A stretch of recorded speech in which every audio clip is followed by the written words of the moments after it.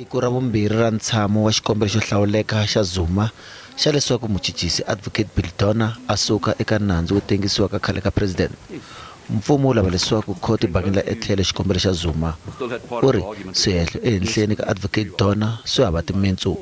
Mfumo wu tlhele vula leswaku swin'wana swa swihehlo leswi ku kanerisiwe hi swona eka nkarhi lowu nga hundza. U kaneta na mhaka ya leswaku Dona u pfutise vuxokoxoko bya xiyimo xa rihanyu ra Zuma eka vateki va mahungu. Mr. Zuma realizes he hasn't made a case on the papers at all.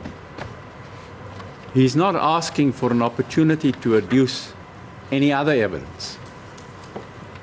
He realizes that his conspiracy theories do not stand up against the credible first-hand refutation of those conspiracy theories. And therefore he asks for a fresh, judicially initiated inquiry into the question whether he has a special defense. Loko magqwetha ya Zuma va hlamula va ti Dona a nga tshembekanga naswona a nga tiyimelanga.